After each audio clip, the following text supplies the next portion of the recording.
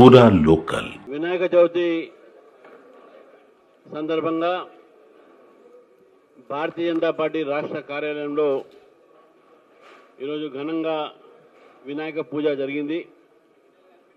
మరి అందులో మా ఎమ్మెల్యేలు మన రాకేష్ రెడ్డి గారు, వెంకటరమణరెడ్డి గారు, ఎమ్మెల్సీ అంజిరెడ్డి గారు, కుమరయ్య గారు, మెంబర్ ఆఫ్ పార్లమెంట్ విశ్వేశ్వరరెడ్డి గారు, మరి మాజీ ఎమ్మెల్యే అయినటువంటి గువ్వల బాలరాజు గారు, అమర్ సింగ్ గారు, మరి సైద్ రెడ్డి గారు, వినోద్ రావు గారు, అనేక మంది అందరి పేరు పేరున వారందరికీ కూడా నేను ధన్యవాదాలు చెప్తూ, ముఖ్యంగా మా మధ్యన ఇవాళ అభయ్ పాటిల్ గారు మా రాష్ట్ర ఇన్ఛార్జ్, మరి కర్ణాటక ఎమ్మెల్యే వారు కూడా ఉన్నారు. చంద్రశేఖర్ తివారీ గారు మా స్టేట్ ఆర్గనైజ్ సెక్రటరీ, మరి వారితో పాటు పద్ధతికారులు కూడా అందరు కూడా ఉన్నారు. ఇక్కడ అందరు కూడా మన వినాయక చవితి శుభాకాంక్షలు తెలియజేస్తూ, మీడియా ద్వారా తెలంగాణ ప్రజలకు కూడా వినాయక చవితి శుభాకాంక్షలు తెలియజేస్తూ, మరి ఏ శుభకార్యము చేయాలన్నా వినాయకుడితోనే మనం మొదలు పెడతాం.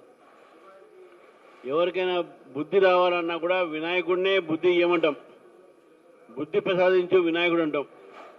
కాబట్టి ఈరోజు తెలంగాణ ప్రజలకు మంచి ఒక భవిష్యత్తుని కలిగించి వారందరినీ ఆశీర్వదించి ఆ గణేశుడు చల్లగా చూడాలని చెప్పేసి అందరం సస్యశ్యామలంగా శుభంగా ఉండాలని చెప్పేసి కోరుతూ, మరి ఆ వినాయకుడిని నేను కోరుకుంటున్నాను.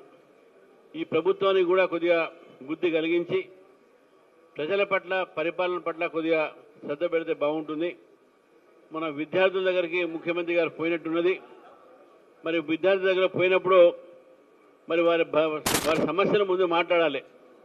మళ్ళీ వస్తా, తిరిగి వస్తా, పోలీసులు లేకుండా వస్తా కాదు విషయం. అక్కడ మళ్ళీ వస్తే కాదు, అక్కడ పిల్లలకు సరైనటువంటి స్కాలర్షిప్స్ రావట్లేదు, ఫీ రీఎంబర్స్మెంట్ లేవు, హాస్టల్స్ అధోగతంగా ఉన్నాయి, విద్యార్థులకు చదువు చెప్పడానికి లెక్చరర్స్ లేరు, ప్రొఫెసర్స్ లేరు, నాన్ టీచింగ్ స్టాఫ్ లేదు.